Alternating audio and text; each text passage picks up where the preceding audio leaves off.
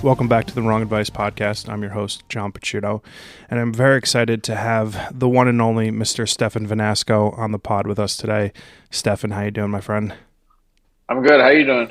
I'm doing great, man. It goes without saying that this is a full circle moment for me from a podcast perspective. I've got a few of your prints up on my wall, and just super excited to have you on the podcast today.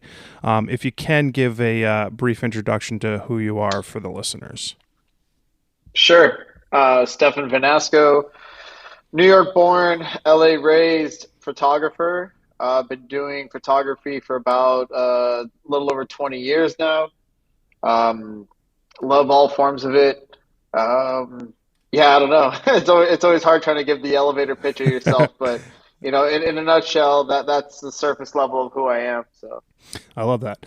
I've been a fan of your work for quite some time, and one of the things that I always come back to is that you've had sort of a very multifaceted career, right? You started in the adult film industry and skateboarding videos and photography, and have moved into sort of this like fine art, street documentary style photographer.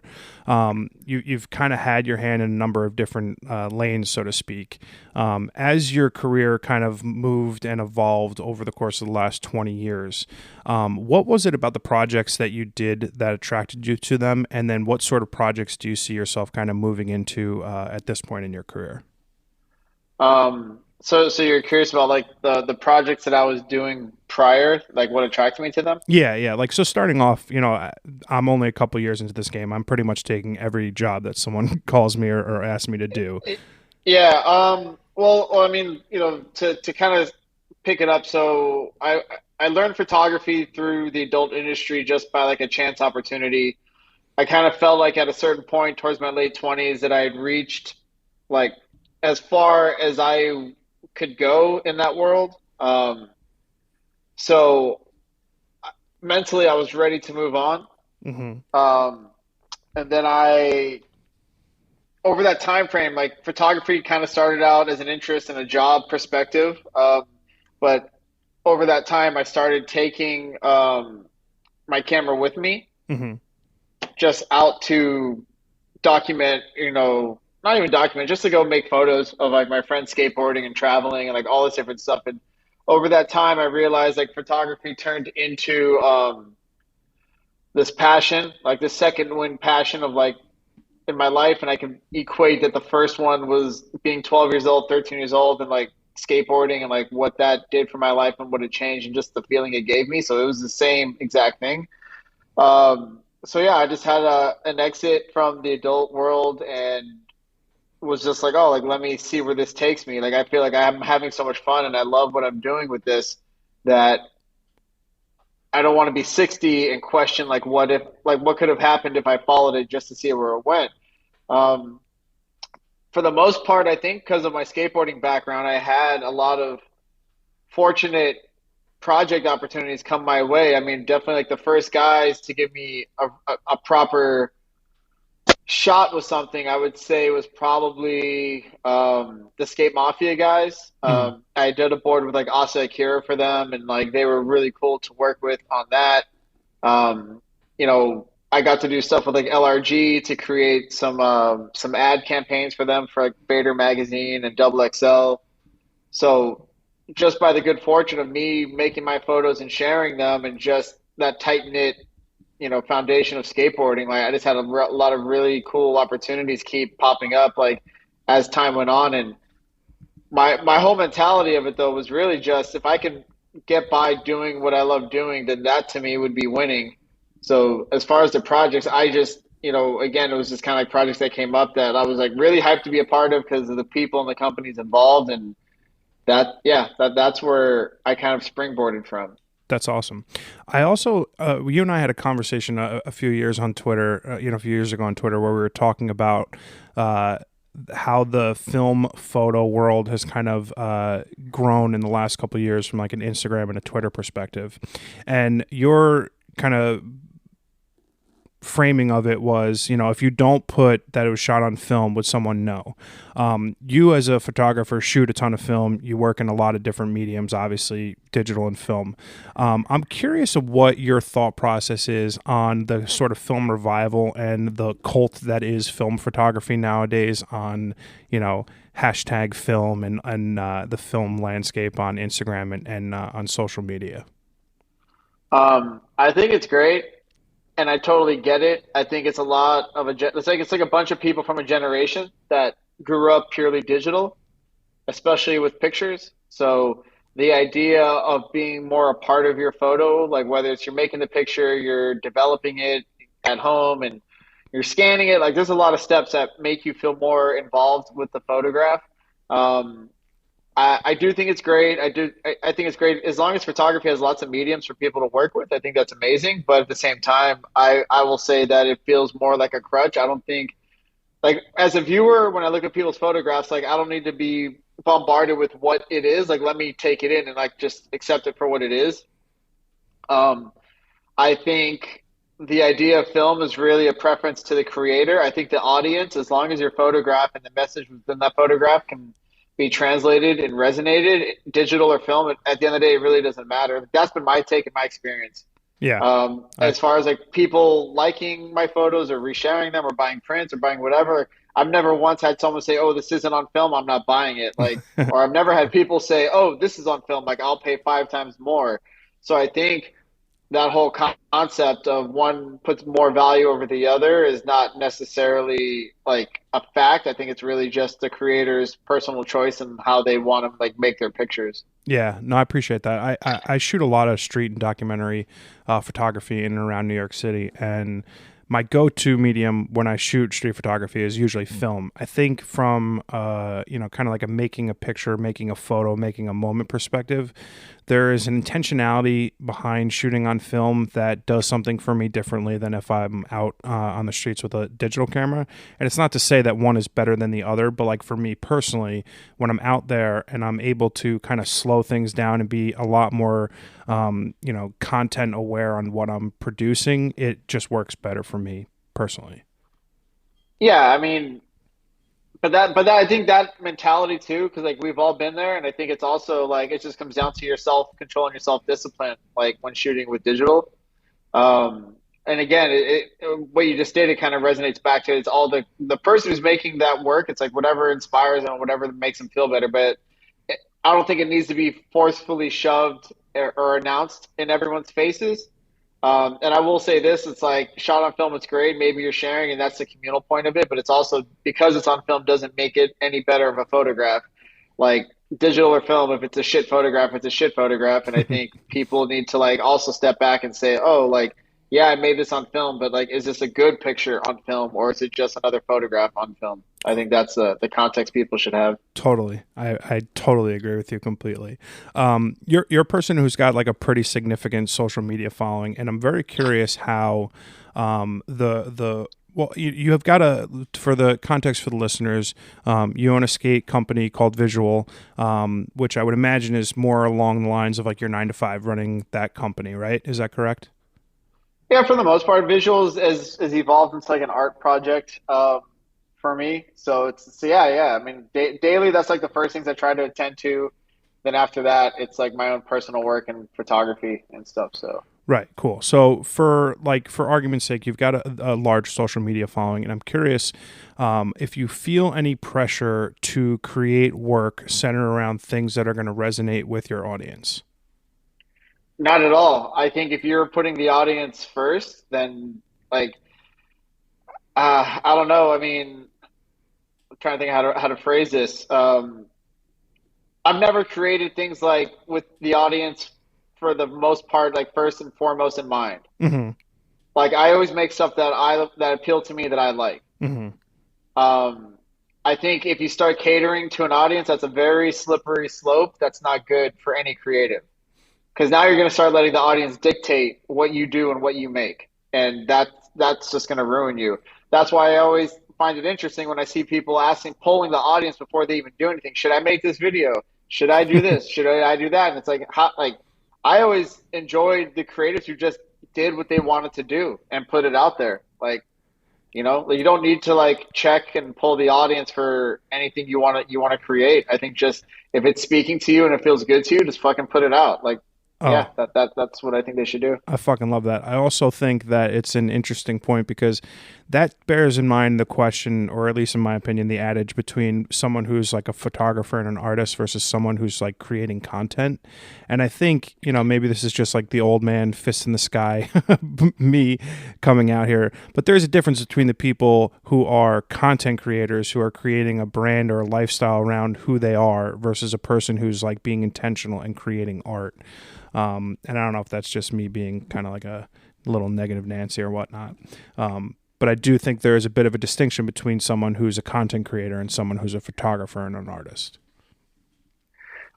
Yeah, there definitely is. I'm trying to think if there's like people who like cross that line, but there's, I mean, there's people. It's like, you know, they have their outlets, whether, you know, they want to make YouTube videos per se, or they Hmm. want to make, you know, TikTok videos that are instructional and everything. And it's kind of like you're more, you can be more content driven because at least my take on that would be is like, how do you have enough creative bandwidth in your head to like fulfill either or? Yeah, Like, how it's do you go tough. out and like commit time to be like a like with the intention of like an artist, and then how do you stop that, and then now you shift gears into like, okay, now I'm going to make this instruction video of like how to color grade or like a review of this camera. Like, Hmm. I feel like that is just It's a lot. it's a lot of yeah, it's a lot of bandwidth for like to kind of put your mind into those two things, and it's kind of like how like one's going to suffer the other. Totally. Like, that's the way I would see it. Is, I think like, you know, you can make photographs that are cool, that they're general and they're kind of like, you know, aesthetically appealing, but there's nothing that's like kind of pushing volumes on like where your mind is or what you're doing. So Oh, that's my take on it. That it's kind of like it's a sacrifice or either or if you're trying to juggle both. oh, absolutely. I completely agree. I find that there are a few street photographers who I look up to and documentary style photographers who I look to up to quite a bit, and obviously you fall within that category.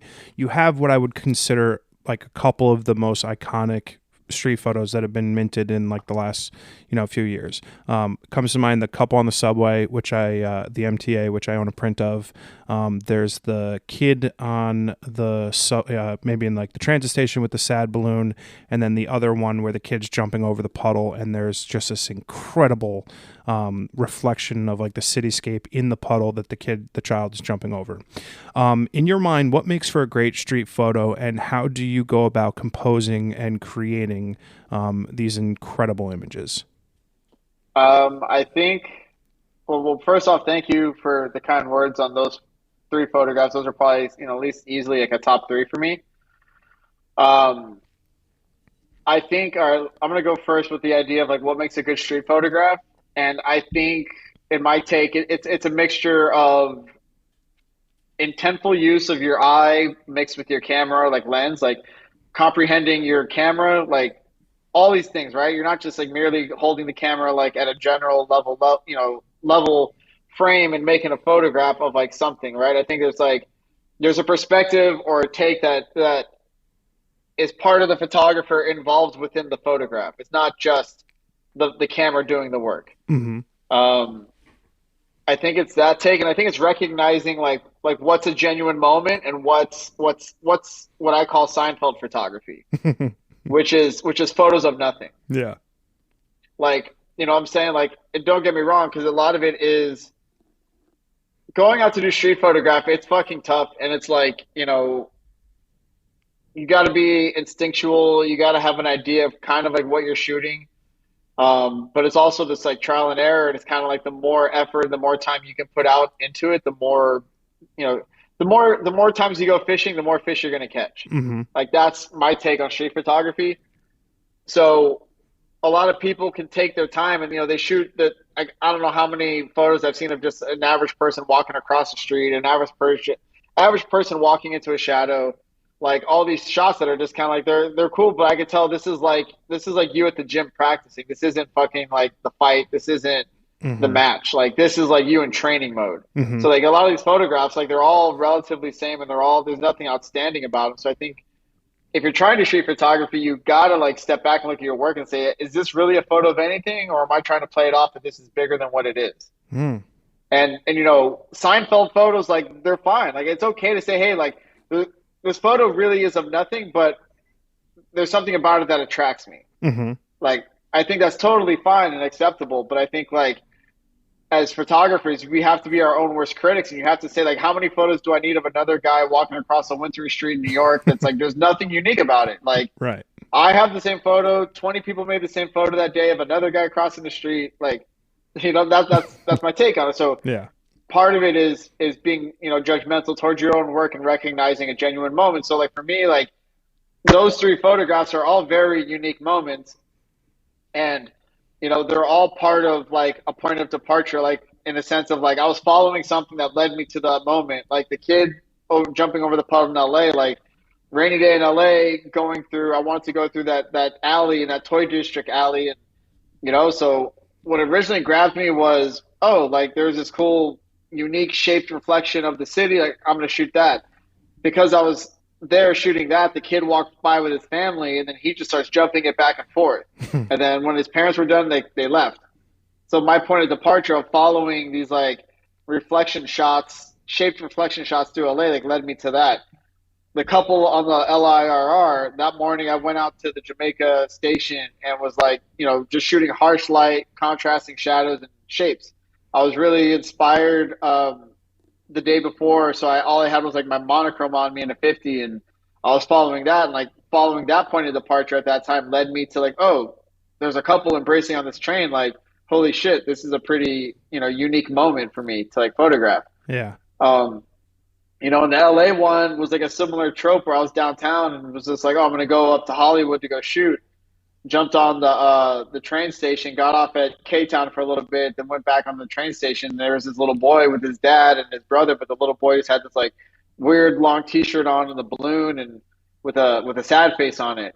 So it was kind of interesting that it wasn't like I wasn't setting out to like look for those exact moments, but because I was busy doing other things throughout that day or shooting other things throughout that day, that they led me to those moments, right? Hmm. Yeah. And I don't know. So for me now, it's like when I look at like, especially when I look at my own street photograph, it's like, okay, I've made these photographs. Like these are my pinnacles. Like what else is comes close to these so far that I've made? And there hasn't really been much because like, I just know how much time and effort it takes to like find yourself in moments of like those for to photograph. Like it's very hard. Do you struggle with past success? So like you have obviously had a lengthy, um, bordering incredible, wonderful career, 20 years in. Do you struggle with past successes and like how it matches up to like what you're doing now and what you'll do in the future? Not really, not at all. Because I think if you put that pressure of like, if you keep looking back, it's like, how do you go forward if you keep looking back at what you did? Like that's my take on that. Is like, I don't want to keep looking back and say like, like, oh, like I shot this photograph or got this many likes at one point or got this. That's not now and that's not the future. So I just kind of say my photography is going to keep evolving. So what I made during that time, that could have been a phase, that could have been something I was like super heavy on, and now I'm, like I'm shooting fucking, flowers. I'm shooting whatever the hell I want, and that's where my head's at today. So I think that's important, is to never look back, because you can't move forward when your head's turned around. Ooh, fuck. I'm writing that down. That's really good. Shit. I'm very, obviously, pretty green when it comes to having the moniker of photographer as my job title. I lost my job in the middle of the pandemic in August of 2020, and with the benefit of a pretty nice severance package, I traveled across the country with just my Leica M6, my Hasselblad 500 CM, and I shot like 150, 200 rolls of film.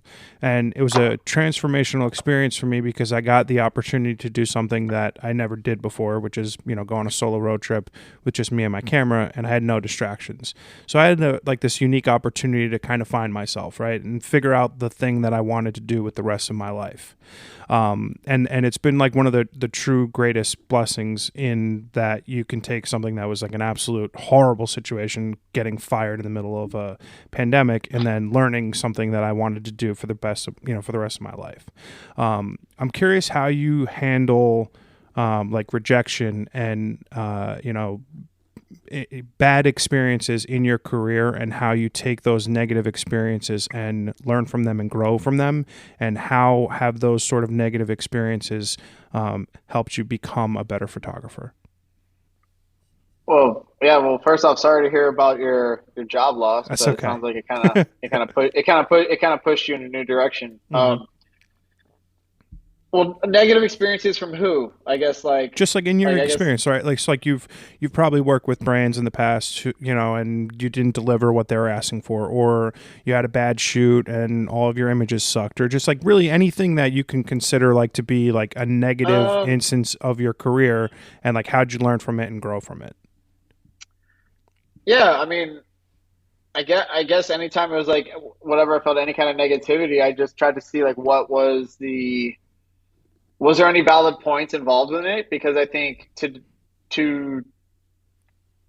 to dismiss any negative approach to you as they don't know what they're talking about or talking shit or hating or whatever. I think that's the wrong mentality. So like I'll first like take what they're saying, and like check it out and say, well, is there any truth or is there a validness to like what they're pointing out? And if so, okay, then I'll take that. I'll note that and take it with me for the next thing. If Hmm. it's stuff that I don't resonate with, or if it's stuff that that's a very broad question, right? Because like if you're trying to work with people, a lot of people are going to have different takes and different views on things. Hmm. And some of the people have these takes and views may not necessarily be the most interesting or creative people like worth taking interest from. Mm. Like if you're kind of like just someone who got thrown into a job and you really have no love of photography, like no love of art, then I'm just like, okay, like that's fine, but like how can I respect your opinion to a degree? Sure. But all in all, I think it's just, if you have a bad shoot, if you get negative feedback, if you feel like something went wrong, just take a step back and self-analyze, like, why did I feel like this? Why do I think all this happened? And like, maybe it was you, maybe your vibe was off that day. Maybe your excitement or your inspiration to shoot was off that day. Maybe it's the people you're working with. There's a lot of variables. So I think it's just like analyze, take a step back and keep moving forward. I mean, like my biggest thing that I've learned is nothing in life is permanent. I guess what they say is like other than like death and taxes. So it's like to sit and dwell on something like there's no point to that. Keep Hmm. moving fucking forward. Like take note, realize what it could have been or what it was, and move forward. Like Yeah. to kind of keep living in a moment, it stalls you. I agree. Yeah, I mean, I think there's a lot of negativity in and around our daily lives, and you can let that sit and stew and really fuck you up, or you can like learn from things, file them away for next time, and kind of move on. But yeah, I agree. I'm in a position now where I'm being told no a lot, right? So like I'm trying to shoot with XYZ magazines. I'm trying to shoot with XYZ brands. I'm trying to shoot with XYZ models. And I just don't have the portfolio for it, or the background, or the connections, whatever it might be. When you get told a lot in a creative industry, this is all new for me, it affects your confidence a lot, right? Like it's like, oh, well, am I good enough to be doing this? Am I capable of doing this? And my confidence is something that I struggle with and kind of let ebb and flow with me on a daily basis. As a person who's been in an industry for 20 years and seen a lot of highs, what gives you confidence? And is there anything at this point in your career that can shake your confidence? Uh, I give myself confidence, and Hmm. that's not like from a cocky place. That's just from like that's what your mindset needs to be. Like early on, right? So like I think a friend of mine, he told me to like check out Instagram. There's this cool app, like you should share photos on there. It'd be pretty cool to see. This was 2012 ish, I think. Um, like at first I was like, oh, like so am I supposed to like only post the jobs that I get to like kind of look cool or to kind of like showcase like, hey, I'm a working photographer.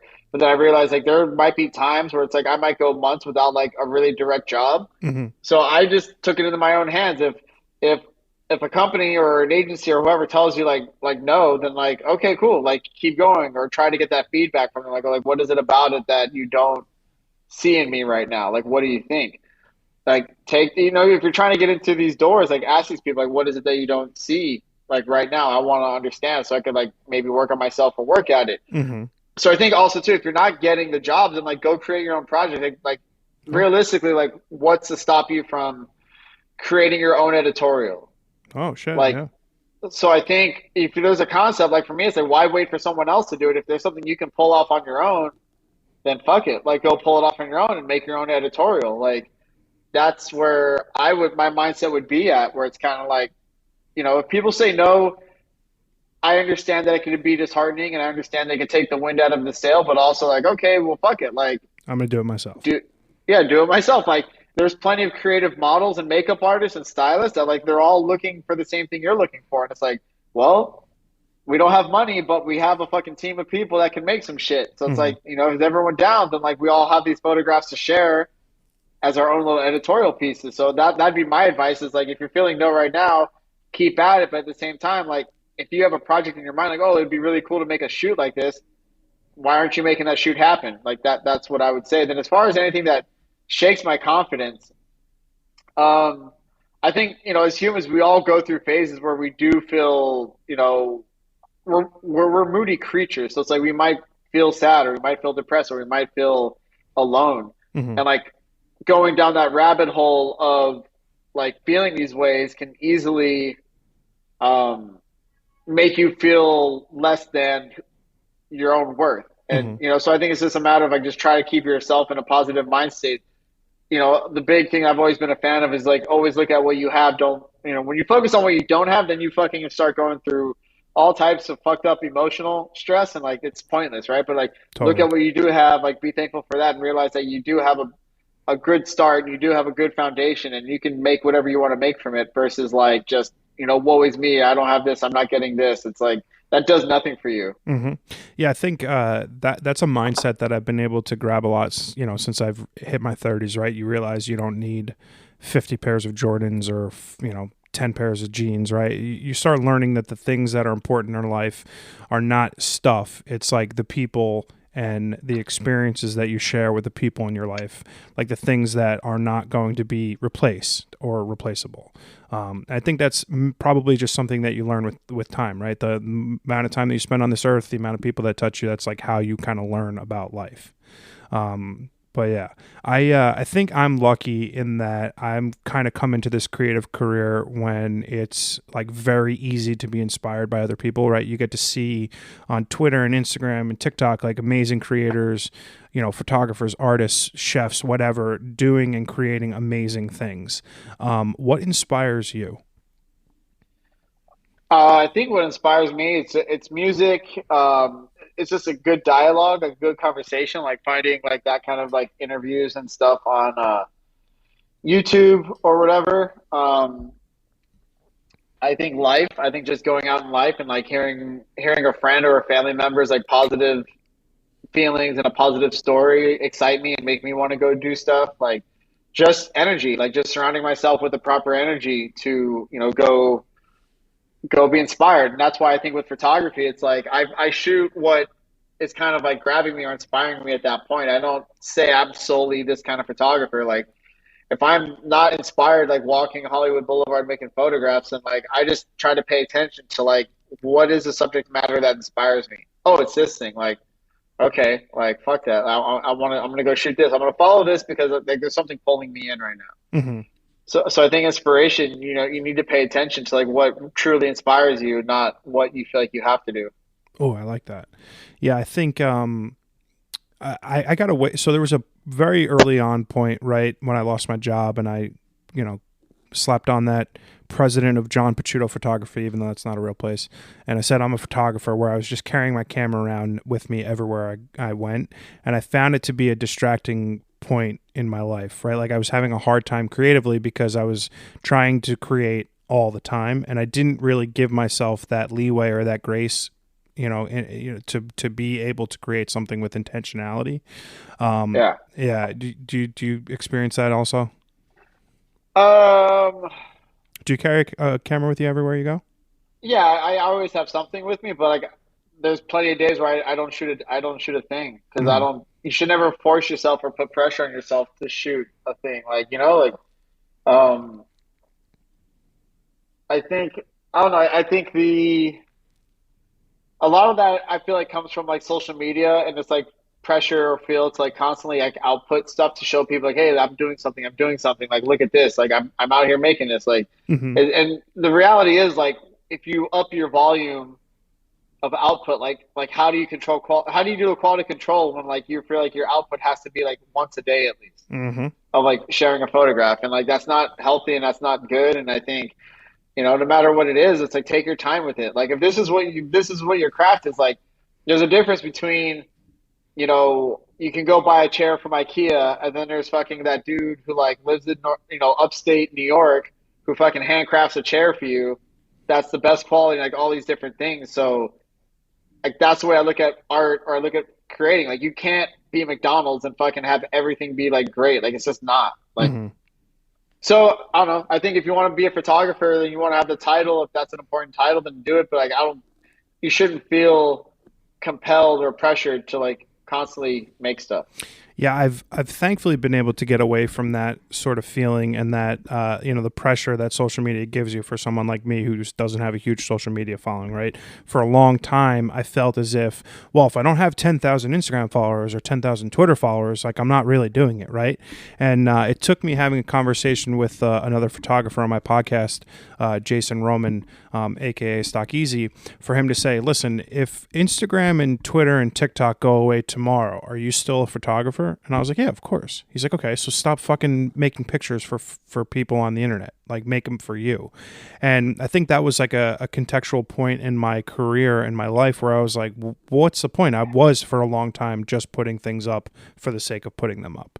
And there was no thought to the intentionality behind it. And it was like a really big pivot point for me because I started having a much healthier relationship with social media. Yeah, and I think to add to that, I think the number skew is really off. Again, if it's like it got 50 likes, like 50 people for a photograph you made, that's a good amount of people. Like, if you put 50 people in front of you, like I'll give this analogy to people. I'm like, if you hung up a photo in a gallery and you saw 100 people stopping to appreciate and look at your photograph, would you be like, okay, that's enough, everybody. This isn't enough people to look at my photograph. Everyone leave. This is terrible. Like, I Yeah. think that's so insane. Like that, Yeah. our views of numbers have totally been fucked up. And it's like, or if you sold 100, sold 100 prints at $20 a print, like, fuck, man, like you made a little bit of money. Like Yeah. there's a lot of things that people really like aren't taking into consideration. And it's like you see someone, oh, I should have this and I should have that, and it's like, dude, just appreciate what you do have, and don't, again, like, appreciate what you do have and not what you don't have. Like Yeah. that mentality can really fuck with you. Well, it's also because of what social media does to us as people. It's like you start measuring yourself based on something that you can't quite describe, right? It's like you're a photographer for 20 years. How could I compare my chapter 1 with your chapter 20, right? Like it's like a crazy thing to think that, oh, like I can ever compare myself to someone who's been doing something for 10 times as long as me. But that's the toxicity that is social media. I found that like with my life, like I've had a very unique, different sort of circumstances surrounding my career, working wise and relationship wise, than a lot of people that I grew up with and a lot of my friends going by. And like a lot of your life is always like planning on the next thing, right? So like when you're in high school, you got to get good grades so you can go to college and get a good job and blah, blah, blah, white picket fence, married, kids, the whole 9 yards. And it's always like you're forecasting your future away. Like, where am I going to be 5 years from now? What more better thing is it going to be 5 years from now? Talk to me about your own experience kind of over the last 20 years in your career. Have you had a similar experience where you're always kind of forecasting out and looking into the future, or have you been able to be extremely present in the moment as you are kind of going throughout the course of your career? I've never forecasted anything. I feel like I really haven't. Like I feel like I've just been present and I've been nimble. Mm-hmm. Like when I left, being a producer, director, photographer in the adult industry, an industry where at the time there was a stigma that like, oh, like once you do this, you can never do anything else again. Mm-hmm. Like you're going to be tainted, you're going to be scarred, like no one's going to fuck with you. But again, I come from the mentality of like early 90s skateboarding that skateboarding at that time was such a subculture where there was no Red Bull, there was no Nike, no Adidas, there was no big money in skateboarding. Like I did it because baseball, football, team sports, none of it spoke to me. Hmm. This idea of like I ride the skateboard with other like-minded individuals and we can fully interpret the city however we want. There's no rules. Hmm. Like that just completely got me. It was like, oh my God, like I don't have a coach telling me I have to do this, I have to do that, but rather it's up to me what I want to do. Hmm. So photography to me, even though like there's people who say if you come from this world you can't do this, like I come from skateboarding and it's like, well, fuck you. Like, I'm going to figure out a way to do it myself. Um, I never strive to like want to be like another photographer. I just wanted to be myself. Hmm. Whenever I hear people say I want to be the next so and so or the next of this person, like I don't understand that because it's like, why don't you just want to be the first of yourself? Oh. So I just made photos that like I enjoyed making, that I had fun making, and was sharing them with no intention of, oh, I hope this is going to get me to here, and from here I'm going to go to here.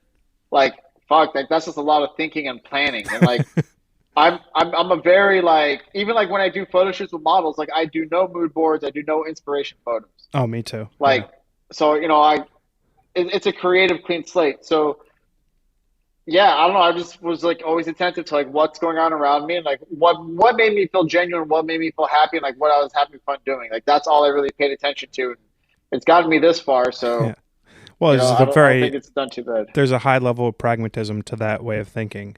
I'm so glad you mentioned that about like storyboarding for like model shoots and stuff, because I don't do that either. Because I feel like if there's an idea beforehand, it's like then we're kind of pigeonholed to like making that be a thing, and it's like, well, we're just recreating something that's already happened. And to me, it's like, just bring whatever you want to wear, like jeans and a t-shirt, panties, whatever you want to wear, and we'll shoot. And like, it'll just kind of evolve throughout the course of the hour, 2 hours or whatever, when we're creating, because it's just like, you got to feel it out, right? What's the vibe? What are you feeling? What do you want to do? Versus here is the 10 photos that we looked up beforehand. Let's try to recreate that. And for someone at your level, I'm very surprised, but pleasantly to hear that that's kind of how you work as well. Well, I think like there's something to what you said. I think if you have a reference photo in mind, it can fuck you up. It's kind of like a subconscious like layer. Like you keep referencing that in your head, Hmm. or you know the model per se might want to recreate that photo. So like she's really stuck on that. I think going into something with a clear mental clean slate allows you guys to create a photograph that's more unique and true to both of you versus an inspired interpretation of something else. Hmm. Yeah. Like and I live for that spontaneity and that excitement. Like I love just like, okay, I don't know, like the light was falling good yesterday. We might have clouds today. We might have something else. How is this looking? Like, okay, cool. Well, if it's not looking like this, then it's gonna drive me to like make it in a different way. So that excitement keeps my creative brain going, like in the creation of things versus like if I already knew exactly where I was gonna shoot and what I was gonna shoot, like the lighting and everything would just be kind of boring. Yeah, no, I totally agree. I've found lately that there's a good, what feels like a positive, creative sort of community building happening on Twitter right now, right? Like I feel like, it's mostly centered around NFT photography, which I'm not super thrilled with yet, and sort of like the digital space with regards to the community building. But it feels like a place sort of centered in what like Instagram was when it first started, right? A collective of people kind of doing the same thing, sharing cool work. And it's easy for me to kind of get inspired by like this sort of communal creative wave that seems to be happening online. And I know you and I have had some opportunities to speak in a couple of these Twitter spaces lately. But I'm curious, early on in your career, whether it was, directing films, working in photography, etc., if you had a mentor or someone that you looked up to at the beginning of your career. I didn't have a direct mentor per se in the sense of photography. Like any photographers that like I came in contact with that were like seasoned and been doing it longer than me, I would just kind of like have conversations with them and Mm-hmm. whatever came out of them that I found really intriguing, like I would like dissect it and take the pieces that I thought were intriguing, and then I would kind of mesh them all together with my view or my take and try to output something else. Mm-hmm. So, it was never like exactly what they told me to do, I should do it. Like, Sure. oh, like they do this for this little bit. Okay, well, this guy says he does this for this little bit. And you know what? I wonder what happens if those two things were to go together, but then I'm like regurgitating it through me and like my eye, like, is there a chance to do something else? Like I remember like early on, when I would photograph people and models, like my favorite technique was like just to put them in front of a window and like completely like blow out the window and like have like these like highlights kind of like wrapping around their body Hmm. in the imagery. And I remember a lot of people say, "Oh, you're not supposed to do that. Like, you got to have like a flash and do all this and that." But for me, it was like that's what I like doing. But it was the idea of like utilizing every place at a window frame, and that window frame once like completely blown out is now this kind of blank backdrop, to focus on subject matter. Hmm. So that's I don't know. It was just always like take a little bit from the people who inspire you and mix it up inside of yourself and see what you get. Oh, totally. You bring up an interesting point because it seems to me like over the course of your career, you could say that you've been to some degree a trendsetter in sort of some of the, call it lanes that you've done photography wise, whether it's aerial, street, fine art, etc. When you look at something that you've done in the past, like the aerial photography, I'm looking at a picture of Yankee Stadium that I have on my wall that you took. When you look at like other people who are kind of trying to replicate that style and like that sort of thing that you've done already, is that something that like makes you laugh? Is that something that sort of like gives you a little bit of like, what is that sort of feeling like when you see someone who's kind of like basically looking at something that you did and replicating it to their sort of vision of it? Um, at this point, I would just kind of take it as like that's just what people do. If you don't have like an art school teacher, or you don't have someone kind of pushing you or nudging you, like you're just gonna like gravitate towards what's intriguing. And like one of the first actions is like, oh, can I do what they're doing, Mm-hmm. or can I do it like how they're doing it? So I don't know. I would just feel like if that's what people want to do, that's fine. Like, because again, like my view of that is if I've done something enough times and I feel like I've built a solid body of work and I've proven to myself I can do it. Like I'm kind of like, well, what's the next thing that I want to experiment with, right? So by the time someone might be like onto like subject A, like I'm already on the subject C Mm-hmm. Yeah. because like I'm already stepping away from that, or I could always revisit it, but like I've built enough up where it's like, okay, like that's cool, like have do your thing, explore it. Other photographers should definitely explore whatever it is that intrigues them. But I think for me myself, I just see it as like it's online art school. Yeah. I That's like what that. like all of this is Twitter, Instagram, like it's just a big thing of online art school because you can see other people being influenced by an edit that someone does on a photograph, and like now all their photographs look like that guy's colors or that guy's edits, or Mm-hmm. the subject matter is like all similar, right? Because it's all art class. It's without a teacher. Mm-hmm. A teacher might say, okay, here's like Winogrand, or here's Maplethorpe's flowers, or here's all this stuff. Like we're going to study and try to make photographs like this. The only issue is at the end of an art school semester, they might say, okay, you learned all these different techniques. I seen that you can like emulate or replicate these guys' works. Now I want to see something unique from you, Mm-hmm. and that's where the social media aspect is missing because there's no push for people to like truly find their uniqueness. It's just kind of like on to the next trending, if you want to call it that, or popular photo technique that everyone like feels the need that they got to conquer, they got to figure out. Yeah, whatever the algorithm it tells you is successful to date. um, Well, I don't know if it's the algorithm per se, but it's just a communal thing because it starts off with one person doing it, then like three people think like, oh, I want to do that, then those three people do it, then like I don't know if it's fully the algorithm per se, but I think it's just really the communal, oh, that's a the fair real point. life, Yeah. the real life communal algorithm, right? Because like you As more know, people engage and like it, then more people will try it, and then it starts permeating more throughout yeah, the. and maybe at some point it does transcend the actual algorithm because they're just saying like, oh, like all these likes are happening on these photographs. I guess we got to promote these photographs. Hmm. But I think, yeah, I think it's really the photograph community because again, it's like you got a lot of people who are maybe between 1 to 5, 7 years into it, and they're still trying to find themselves, and it's hard to find yourself, with the complexity of social media. I do agree with that completely. I struggle with that mightily at this point in my career where what my voice is and what the story I'm trying to tell behind the photos and images that I create is something that I'm not sure of yet. And I think that's okay. Like, I think that's something that I'll learn about myself over time, right? Like, that's totally okay. I don't have 20 years in the game. I've got 2, right? So there's a lot more for me to learn and a lot of, growth for me to have. And I think that's a super cool point. I'm curious, do you still have your Hasselblad X-Pan? I do. I have two Hasselblad X Oh pans. my I have God. my original one that I bought in 2016. Uh-huh.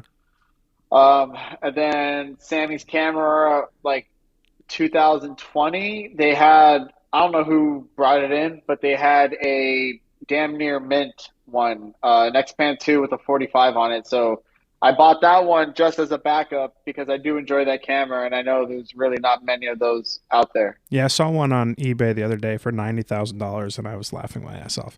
The reason why 90,000 or 9,000? 89,999. Now I'm thinking it's someone's pricing that for an offer, right? Obviously no one's going to pay that, but there's a lot of them priced at like 10,000 plus dollars. It's fucking insane. Not that they've actually sold at that price, but the reason why I brought that up is I'm very curious if you ever thought or if you have gone up in a helicopter with the X-Pan. I think it would make for a pretty fucking cool photo. I definitely have. I've done quite a bit of stuff over LA, Miami. I think just those two cities with it. Hmm. But yeah, it's more cinematic. It's a different Yeah. way to to make photographs. Yeah. Speaking of cinematic, you've done recently a number of music videos. Talk to me. It's sort of like coming full circle with your career, right? You started off directing films, went full time photographer, back into making films now and music videos. What has that process been like for you? Kind of going back into film and creating something in like a different medium. Oh, it's like a full on. It's a mind shift, right? Because like the point that I love that I really realized I loved about photography was it was instantaneous. I like whatever I was trying to like get across in the photograph was like I just make the photograph and it's there and that's it. It's done. There's no re-edit. There's no five edits. There's no audio corrections. It was just kind of there. Hmm. And then evidence a couple of years ago he pushed me. When I really went heavy into exploring black and white photography. I guess more of an artistry, kind of like recognizing, shapes and with light and shadows. And, he was just like, man, he goes, these are really interesting photographs. If you can make these move, you got a video. Hmm. And so he just kept pushing me. So I got to do my first like video in some time with him.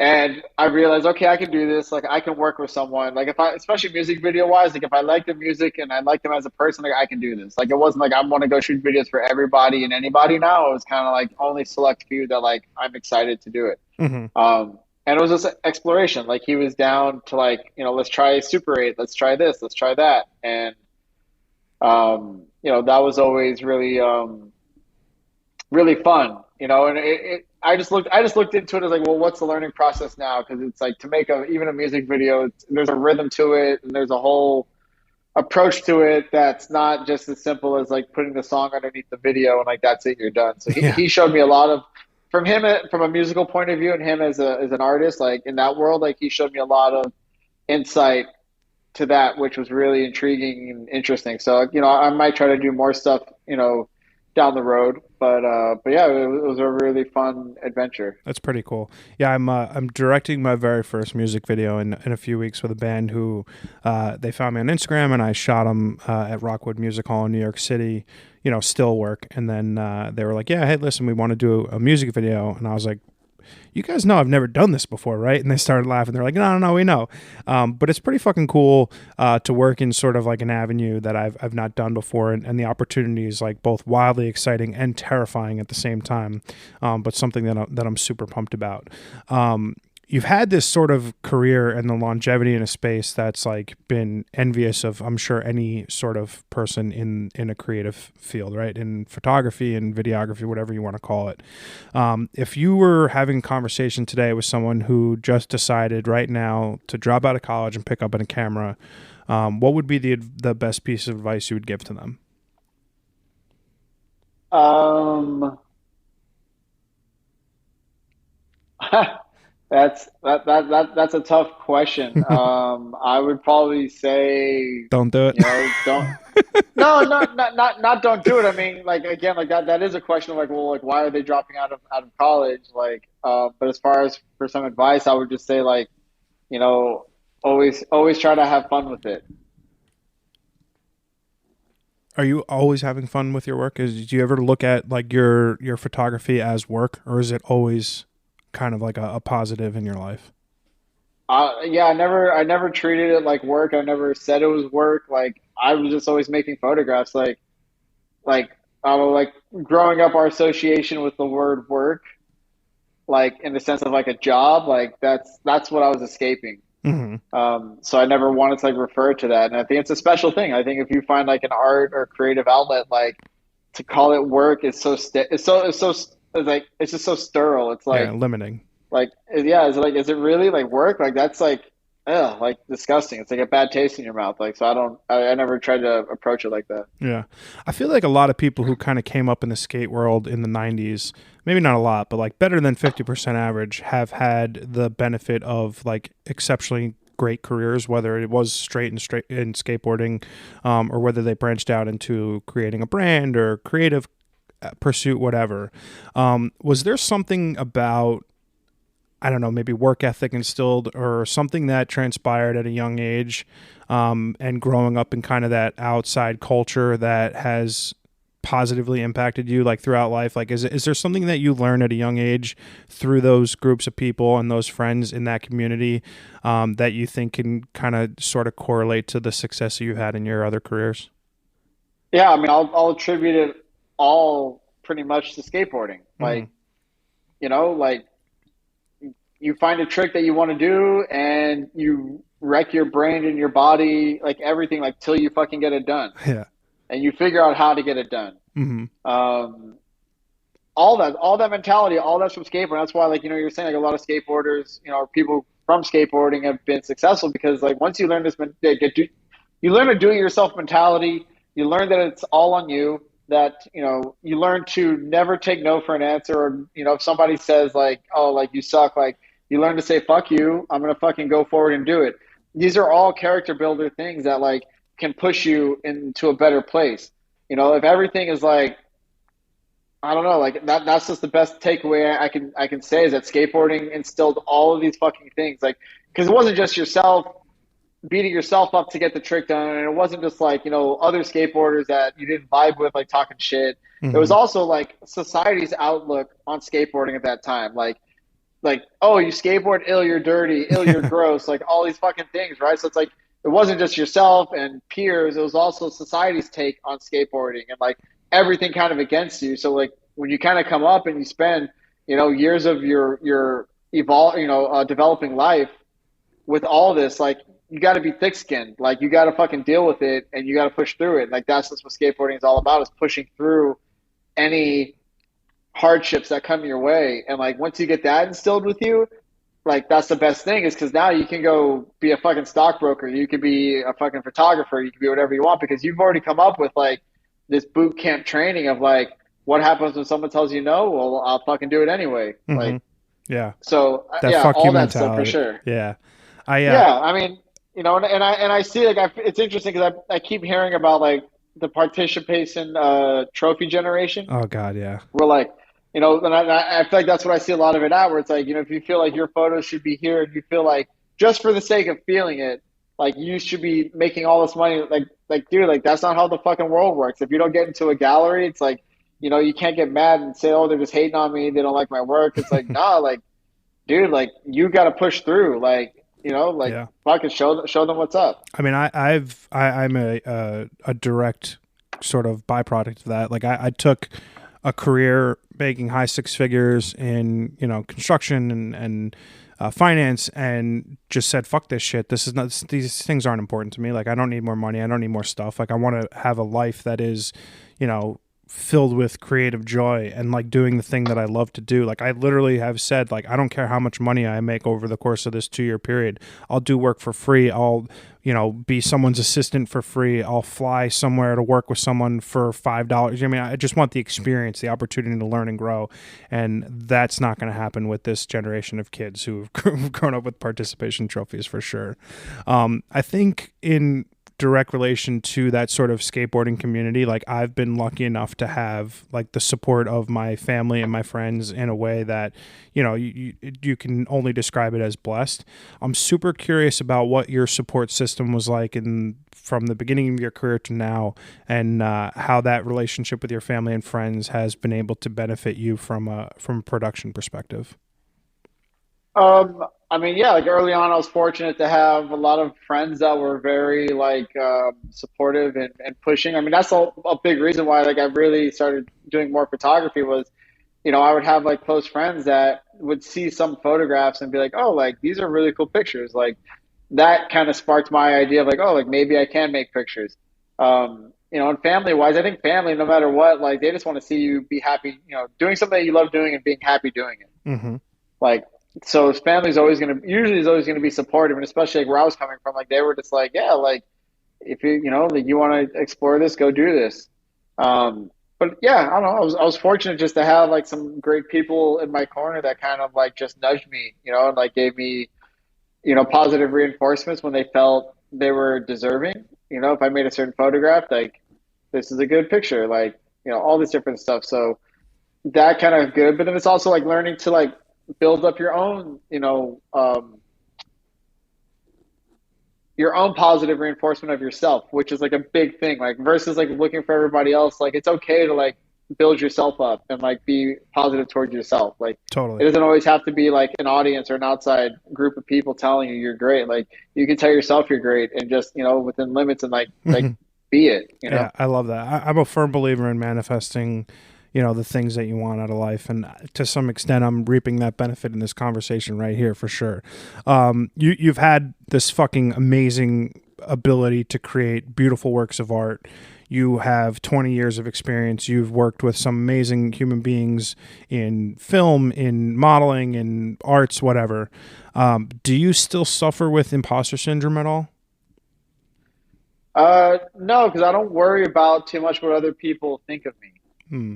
I like that. I guess you know what I'm saying because it's Yeah. like if you like I don't know like Fuck it. again like I try to direct my energy and my thoughts into like stuff that's like it's just better energy because again like if you like going down a rabbit hole if you started am I good enough am I this and that like to self doubt it's like while we all have been there we all can kind of go through it like once you do go through it a couple times it's like this does nothing for me Hmm. like sitting here and doubting myself and questioning myself does nothing for me and it's like hey like I'll keep making work and keep putting the work out there and like if people like it cool if not like I'm still gonna like do it like um Yeah, I love that. I yeah I don't know it's a thing again like I've gone through it I've had my moments where it's like am I still good or is this a thing but then it's just like well like what's the point of it like You just drive I'm yourself still having crazy. fun Yeah. yeah I'm just still having fun making these pictures so it's like I'm gonna keep making these pictures and like and see what happens.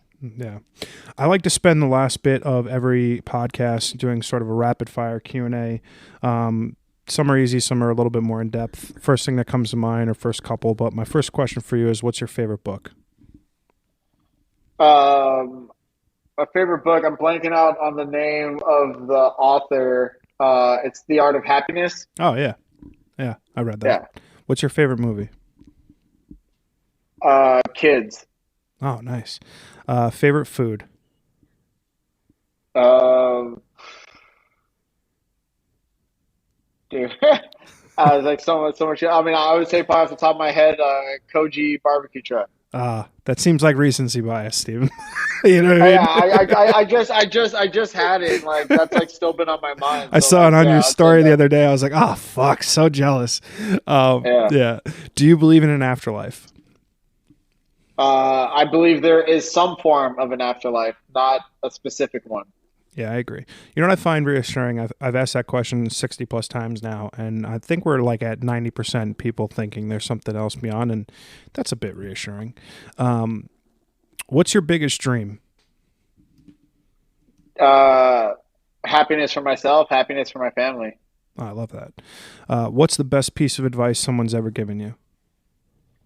You don't get what you deserve, you get what you negotiate in the sense of business. Hmm, I like that. Are you happy? Yeah, I'm happy. Nice. Last question. What's one recommendation for something that you've consumed lately? It could be a podcast, a movie, a book, a TV show, just something that you've watched or consumed lately that you think everyone should check out. Oof, man, it's like we watch so much material now that it's like it should be fucking like top of the list. I don't know. I'm gonna keep it simple. I've been enjoying Peacemaker series Oh, on dude, it's HBO. so good. It's one of those shows that's like so absurdly hilarious, but it's just, I mean, John Cena was meant to play that role. So good. Yeah, yeah. So it's like that would be my thing. It's like if you just want like a break from something and want to laugh, like, go check that out. Yeah, for sure. Stefan, I mean, I can't be more effusive for who you are as a person and how much your work has meant to me as an individual. I am beyond appreciative for the time that you gave me today to be on this podcast. It's been really surreal and fucking awesome for me.